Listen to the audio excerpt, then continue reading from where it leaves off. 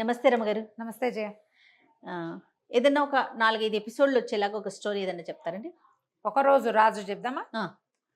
One day one day king ఇలాంటి కథలు మనకు చాలా తెలుసు. అవునవును. ఇదేంటంటే అరేబియన్ నైట్స్ నుంచి వచ్చింది కదా. ఓకే. ఖలీఫా కథలు అని చెప్పుకున్నాం కదా మనం. అవును. ఖలీఫా కథలు. అవును. ఆ ఖలీఫా కథల్లోనే ఇది కూడా ఒకటనమాట. ఈయన పేరేంటి, హారూన్ అల్ రషీద్. ఈయన ఖలీఫా ఉన్న రోజుల్లో ఒక అబూ అల్ హసన్ అని ఒక కుర్రాడు, హసన్ అని వీడు ఒక బ్రహ్మచారి ఊళ్ళో ఉండేవాడు, వివాహం కాల. అయితే ఇతనంటే ఒక వింతైన వాడు అనమాట. వీడు రోజు ఏం చేసేవాడు, అమ్మ అతనే, తండ్రి లేడు.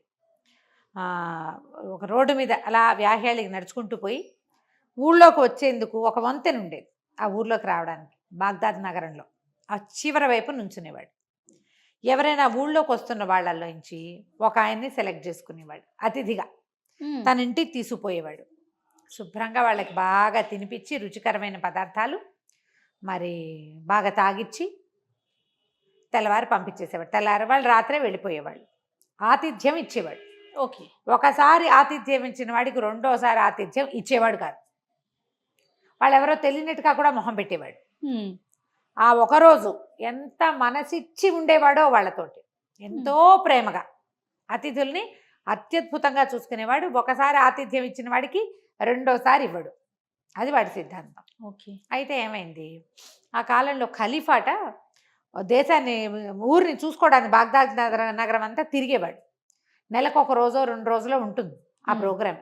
ఆయన ఒక బానిసని వెంట పెట్టుకుని ఏదో ఒక వర్తకుడి వేషమో, ఏదో సాలవాడి వేషమో, ఏదో ఒక వేషం వేసుకుని తిరుగుతూ ఉండేవాడు. ఓకే. ఆ రోజున ఏమైంది, మోసల్ వర్తకుడు, మోసల్ అనేది ఒక ఊరు, ఆ మోసల్ నుంచి వచ్చే వర్తకులు విశేషంగా బాగ్దాద్ నగరానికి వచ్చేవాళ్ళు. ఒక మోసల్ వర్తకుడు, ఆ మోసల్ నుంచి వచ్చే వాళ్ళ డ్రెస్సింగ్ అది వేరేగా ఉంటుంది. కొన్ని మనకు తెలుస్తాయి చూడు, కొన్ని ఉంటాయి.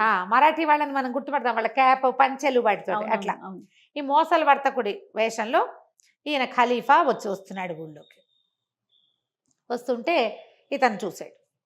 ఆయన వెనకాల ఒక దీర్ఘకాయుడుగా ఉన్న ఒక బానిస కూడా సహాయంగా ఉన్నాడు. ఆయనతో పాటు, రాజుగారితో పాటు వచ్చాడనమాట, ఖలీఫాతో పాటు. ఇతను నమస్కారం అని పలకరించాడు. వ్యాపారం పని మీద వస్తున్నారా, ఈ ఊళ్ళో మీకు తెలిసిన వాళ్ళు ఎవరైనా ఉన్నారా అన్నాడు. ఎవరు లేరంటే రండి మా ఇంటికి రండి, ఆతిథ్యం ఇస్తానంటే. ఇతని గురించి ఆల్రెడీ ఖలీఫా కొంచెం వినున్నాడు. ఎవరో కుర్రాడు ఇలా పై ఊళ్ళ నుంచి వచ్చే వాళ్ళకి ఆతిథ్యం ఇస్తాడు, ఒకరోజు ఆతిథ్యం. అదేమిటో తెలుసుకుందాం అనిపించింది. ఆయనకి ఏంటంటే వింత విశేషాలు, విడ్డూరమైన విషయాలు తెలుసుకోవటం ఆయనకి ఇష్టం. పైగా తనకి పొట్టచెక్కలు అయ్యేలాగా నవ్వొచ్చే సంఘటనలు కావాలి ఆయనకి. ఖలీఫాకి అట్లాంటి సరదా విడ్డూరాలన్నీ తెలుసుకోవాలని ఉంటుంది. సరే, వీడి విడ్డూరం ఏమిటో తెలుసుకుందామని తన బానిసతో పాటుగా వీళ్ళింటికి వచ్చాడు. వస్తే అడిగాడు, నువ్వు ఎందుకు ఇట్లా ఆతిథ్యం ఇస్తావు? మరి ఒకరోజు చేసిన వాళ్ళకి రెండో రోజు చేయనండి అన్నాడు. మీరు ఇవాళే నా అతిథి, రేపు మీరెవరో నేనెవరో నాకు తెలుసని చెప్పినా నేను ఒప్పుకోను. ఖలీఫా ఆశ్చర్యపడి, అదేమిటి నువ్వు ఒకరోజు భోజనం పెట్టావు, తాగిచ్చావు, మాకు ఏదో మత్తు పదార్థం తాగాం, నువ్వు నేను స్నేహితులుగా? అవునండి, షార్ట్ ఫ్రెండ్షిప్, అదే నాకు ఇష్టం. ఎందుకు చెప్పు అని ఖలీఫా చాలా అతన్ని బలవంతం చేశాడు. చేస్తే ఏం చెప్పాడంటే, మా నాన్న చాలా సంపాదించాడండి, మనం ఈ పుట్టిన ముందుకు ప్రతిరోజు ఒక అతిథికి భోజనం పెట్టాలి, అది మా నియమం. ప్రతిరోజు ఎవరో ఒకళ్ళకి. నాకు బోళ్ళంతమంది స్నేహితులు ఉండేవాళ్ళు. అయితే మా నాన్న చాలా ఆస్తి ఇచ్చి మరణించాడు, నేను ఒక్కడే పిల్లాడిని. మరేమోను బోళ్ళంత ఆస్తి ఉంది కదా అని కొంత సగం ఆస్తిని నేను వస్తు రూపంలోకి మార్చేశాను. పెద్ద ఇల్లు, ఇంట్లోకి సామాన్లు అన్నీ కొన్నా, ఇల్లంతా గ్రాండ్గా అలంకరించా. మిగిలిన డబ్బులన్నీ నేను డబ్బులుగా ఉంచుకుని స్నేహితులతో చాలా జల్సాలు చేశాను. చాలా సరదాగా రోజు కొత్త చోట్లకి వాళ్ళని తీసుకెళ్ళా, కొత్త ఆహార పదార్థాలు పెట్టించి అక్రమంగా నా డబ్బంతా అయిపోయింది. డబ్బు అయిపోయాక ఇంకా నా స్నేహితులు, నాతో పాటు తిన్న వాళ్ళంతా కూడా ఒక్కడు కూడా నాతో ఫ్రెండ్లీగా లేడు. నేను కనపడితే నా ఆతిథ్యం తీసుకోవడానికి కూడా వాళ్ళు నేను డబ్బు అడుగుతానేమోనని పారిపోవటం మొదలుపెట్టారు. చాలాసార్లు ఇలా అయ్యిందండి. నాకు అర్థమైంది, స్నేహాలు ఏవి సరైనవి కాదు. చిన్నప్పటి నుంచి నాతో స్నేహితులుగా ఉండి నేను పెట్టింది తిని, నేను ఎక్కడికి పిలిస్తే అక్కడికి వచ్చి ఎంజాయ్ చేసిన వాళ్ళు ఎవ్వరూ నా స్నేహాన్ని నిలబెట్టుకోలే. అందుకని ఈ సుదీర్ఘ స్నేహాల కంటే షార్ట్ ఫ్రెండ్షిప్స్, చిన్న స్నేహాలు మంచిదని నాకు అర్థమైంది. ఆ తర్వాత ఏదో వ్యాపారం చిన్నది చేసుకుంటున్నాను అనుకోండి, నా వ్యాపారం నేను చేసుకుంటున్నా, పెద్దది కాదు, డబ్బంతా పోగొట్టుకున్నా కదా, అందుకని నాకు ఆతిథ్యం ఇవ్వడం నా నియమం. మనకి ఇలాంటి కథలు చాలా కనపడతాయి. అవునవును. రోజు ఆతిథ్యం ఇస్తారు వాళ్ళు. అందుకని నేనేం చేస్తా, ఇక్కడ నుంచుని ఈ వర్తకులు, వ్యాపారాలకి ఈ పై ఊరు వాళ్ళు వచ్చారు, వాళ్ళని పట్టుకెళ్తా. తోచినంతలో. శుభ్రంగా పెడతా భోజనం. వాళ్ళు ఏదైనా మత్తు పదార్థం, వాళ్ళకి ఏ పానీయం ఇష్టమైతే ఆ పానీయం తాగిస్తా. బావుంది. వాళ్ళ దారిన వాళ్ళు వెళ్ళిపోతారు. నేను మళ్ళీ వాళ్ళతో ఫ్రెండ్షిప్ చేయను. నాకు ఈ షార్ట్ టర్మ్ ఫ్రెండ్షిప్పే నాకు చాలా నచ్చింది. ఇది నా నియమం. బాగుందిగా, ఇల్లు చేరారు. అక్కడి నుంచి వాళ్ళ అమ్మ చక్కగా రుచికరమైన మంచి పదార్థాలు చాలా బాగా వండింది, బాతు మాంసాలు అవి ఇవి. కూర్చుని శుభ్రంగా తిన్నారు. ఈ దీర్ఘకాయుడిగా ఉన్న బానిసను కూడా మేపారు. వాడు పక్కన కూర్చుని ఉన్నాడు.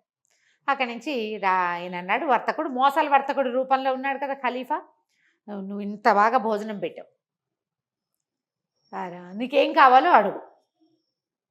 ఖలీఫాలాగా అడుగుతున్నాను అనుకోకు, ఖలీఫాని కాకపోయినా ఖలీఫా అంత వాడినే నేను. ఓకే.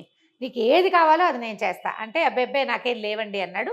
ఆయన ఇంకా ఇంకా ఇంకా ఇంకా అడుగుతుంటే ఏమన్నాడు, నాకు కూడా ఒక కోరిక ఉందండి, ఒక పిచ్చి కోరిక అనుకోండి. ఖలీఫా కనుక కుదిరితే నన్ను ఒక్కరోజు ఖలీఫా చేయమని అడుగుతా. అప్పుడు ఏం చేస్తానంటే, ఇప్పుడు ఈ మొత్తం బాగ్దాద్ నగరాన్ని 4 భాగాలుగా విభజించారు. 4 భాగాలకి 4 అధిపతులు ఉంటారు, నగరాధిపతులు. 4 ముక్కలు చేశారు. ఒక్కో ముక్కకి ఒక నగరాధిపతి ఉంటాడు. మా ప్రాంతానికి వచ్చే నగరాధిపతి పరమ దుర్మార్గుడు. నగరాధిపతులు మంచివాళ్ళు అయితేనే నగరం బాగుంటుంది. వీడు ఏం చేస్తాడంటే, జనాల తాలూకు లూప్ హోల్స్ పట్టుకుంటాడు, వాళ్ళని బెదిరించి డబ్బు గుంచుతాడు. వీళ్ళ దగ్గర ఒక పేడిమూతి వాడు ఒకడు, ఇంకోడు, 2 ఉన్నారు. వీళ్ళు ముగ్గురు కలిసి మర్యాదస్తులైన ఆడవాళ్ళ విషయాలు బయట పెడతారు, వాళ్ళని బ్లాక్మెయిల్ చేస్తారు, ఇబ్బంది పెడుతున్నారు.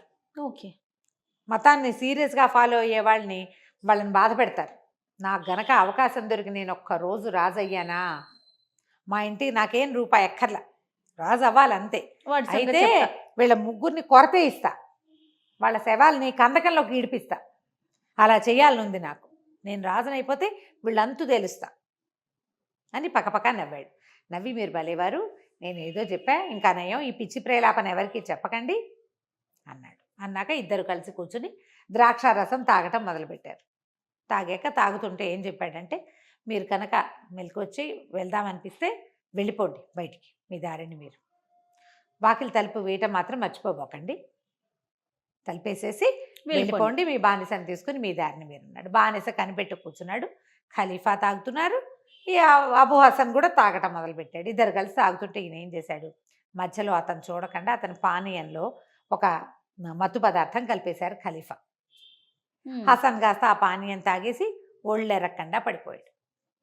తల్లి లోపల జనానాలో ఉంటుంది, ఆవిడ ఇట్లా బయటికి రాదు కదా, ఈ ముందు రూముల్లో ఉన్నారు వీళ్ళు. అక్కడి నుంచి బానిసని ఖలీఫా ఏమన్నాడంటే, వీడిని భుజాన వేసుకో, తీసుకుపోదాం, ఈ ఇల్లు గుర్తుపెట్టుకో, నువ్వు మళ్ళీ నా ఆజ్ఞ చొప్పున ఇక్కడికి రావాల్సి ఉంటుంది అని చెప్పి భుజాన వేసుకుని వాకిలి తలుపు వేయకుండా వెళ్ళిపోయారు. వాళ్ళ అమ్మ ఏమనుకుందంటే, పిల్లాడు తెగదాగేసి వాళ్ళతో కలిసి పోయాడు, తలుపేయకుండా పోయాడు అనుకుంది. ఎత్తు తీసుకుపోయాక ఒక రహస్య ద్వారం గుండా ఖలీఫా అంతఃపురంలోకి వెళ్ళిపోయాక అక్కడ లోపల ఉంటారు కదా ఈ అంతఃపురంలో వాళ్ళు, అరే వీడి బట్టలు మార్చేసేయండి, నేను రాత్రిపూట ఏ బట్టలు వేసుకుంటానో ఆ బట్టలు వేయండి, తెల్లవారేసరికల్లా వీడే మీ ఖలీఫా, వాడు నేను ఖలీఫా కానేమోనని అనిపించకూడదు, వాడికి నాకేమేమి సేవలు చేస్తారో, నాతో ఎలా ఉంటారో అలాగే ఉండాలి, వాడి ఆజ్ఞకి భిన్నంగా ఎవరు ప్రవర్తించినా నా కొడుకైనా సరే ఉరి తీస్తా, ఖలీఫా డిట్టో. ఓకే, బాగుంది అని చేయమన్నాడు. చేయమనేసరికి సరే ఒప్పుకున్నారు. మొత్తం బట్టలన్నీ మార్చేశారు, సమస్తమైనవి. జనానాలో ఒక 5-6 అంతఃపుర దాసులు ఉంటారు, అందరూ చుట్టూతా కూర్చుని ఉన్నారు. అతను నిద్ర లేచేసరికల్లా సరే అంతా ఫుల్ సెటప్ చేసేసారు, వాడి చెప్పులతో సహా మార్చి పారేశారు. పొద్దున్నే ఆయన వేసుకోవడానికి చెప్పులు కూడా అక్కడ పెట్టారు. ఈయన ఏం చేశాడు, పక్కన అంతఃపురంలో పక్కన ఇంకొక తెరల అవతల ఇంకో పడక ఏర్పాటు చేయించుకుని ఆయన అక్కడ పడుకున్నాడు. తెల్లవారుజామునే పావుతుక్క వైదుకప్పుడు ప్రార్థన చేస్తారు. ఖలీఫా అంటే వీళ్ళు ముస్లిమ్స్ అని తెలిసింది కదా మనకి, ఆ పొద్దున్నే చేయవలసిన ప్రార్థన ఉంటుంది కదా, ఆ ప్రార్థన వేళకి కొంచెం ముందే నిద్ర లేపారు. నిద్ర లేపితే వీళ్ళు లేచి చూసుకున్నాడు, నిర్ఘాంతపోయాడు, ఇదేమిటి నేను ఇక్కడున్నాను, వాళ్ళు తలుపేయడం మర్చిపోయాడు ఆ వర్తకుడు, నేను ఎక్కడికో నడుచుకుంటూ వచ్చేసానా, ఎవరింటికో వెళ్ళిపోయానా అనుకున్నాడు. చూస్తే బట్టలు ఏంటో వింతగా ఉన్నాయి, పాల నురుగు లాంటి పక్క, ఏమిటో వాయిద్యాలు, చుట్టూతా ఆడవాళ్ళు, గందరగోళంగా ఉంది. ఖలీఫాకి జయం అంటున్నారు మధ్య మధ్యలో వాళ్ళు. ఆహా. వాడు నిర్ఘాంతపడు, ఒరే ఓరిన అమ్మ కొడుకు అని చెప్పుకుంటాడనమాట. నేను ఖలీఫానేమిట్రా, నీ ముద్ద నువ్వెవడివిరా అంటే తమరు ఖలీఫాయే అంటాడు. నిద్ర లేచి చూసుకున్నాడు. వీడు నిర్ఘాంతపోవటం, చేతులు గిల్లుకోవటం, ఓ బానిసని దగ్గరికి పిలిచి నా వేలు కొరుకు అని వేలు కొరికించుకుంటాడు. అయ్యి బాబోయ్ అనుకుని, ఇదేమిటి నేను ఇక్కడ ఎలా ఉన్నాను, నేను ఖలీఫా ఎలా అయిపోతాను, నేను అబూ అల్ హసన్ అంటారు. కాదు మీరు ఖలీఫాయేనని చెప్తారు వాళ్ళు. అక్కడి నుంచి చెప్పులు తెచ్చిపెడతారు. ఆ చెప్పులు చూస్తే అదేమో మేలిమి ముత్యాలు కుట్టున్నాయి చెప్పులు నింట, ముఖమల్ చెప్పులు. ఆ చెప్పుల్లో కాళ్ళు పెట్టడానికి కూడా వాడు బోళ్ళంత విన్యాసం. వీళ్ళంతా పగలబడి లోపల నవ్వొస్తుంటుంది, వాళ్ళు నవ్వు బిగబెట్టుకుంటారు. ఆ తెరల అవతలు ఉన్న ఖలీఫా ఇదంతా చూస్తూ ఆయన విరగబడి నవ్వుకుంటూ ఉంటాడు. ఎంజాయ్ చేస్తున్నాడు ఆయన. ఎంజాయ్ చేస్తున్నాడు ఆయన. వీడు నేను ఖలీఫాని కానుగాక కానంటాడు కానీ ఇంకేం చేయాలో తెలియదు. అక్కడి నుంచి జఫరు మస్రూఫో ఏదో తమాషా పేరు, మసూర్, వాళ్ళిద్దరు సార్. జఫర్ అని ఆయనేమో ఖలీఫా తాలూకు మంత్రి, మసూర్ ఏమో ఆయన కత్తి పుచ్చుకునే అంగరక్షక దళం మొదటివాడు అనమాట. ఆ కత్తి పుచ్చుకుంటాడు. వాళ్ళు కూడా వచ్చేస్తారు, సంగీతాలు పాడుతూ ఉంటారు. అంతా గందరగోళంగా నిద్ర లేపుతారు. ప్రార్థన సమయం అయిపోతుంది. ఎవరైనా పొద్దున్నే లేచి ప్రార్థన చేయవలసిందే. అవును. సరే లేవదీస్తారు, శుభ్రంగా స్నానం చేయిస్తారు. మంచి ఆ బట్టలు చూస్తే ఖలీఫా బట్టలు తెలిసిపోతున్నాయి, నువ్వు ప్రత్యేకమైన బట్టలు, చీనాంబరాలు. సరే బట్టలు వేసుకుంటాడు. ఖలీఫా ఎలా అయిపోయాను నేను, అబూ అల్ హసన్ నుంచి ఆ వర్తకుడు తలిపేయటం మర్చిపోతే నేను ఎక్కడికో నడిచి వచ్చి ఈ స్వర్గంలోకి వచ్చేసాను అనుకుంటాడు. ఇతను ఏం చేశాడో మనం వచ్చే భాగంలో తెలుసుకుందాం. భలే ఇంట్రెస్టింగ్ గా ఉందండి. బాగుంటుంది. నమస్తే రమ్య గారు. నమస్తే.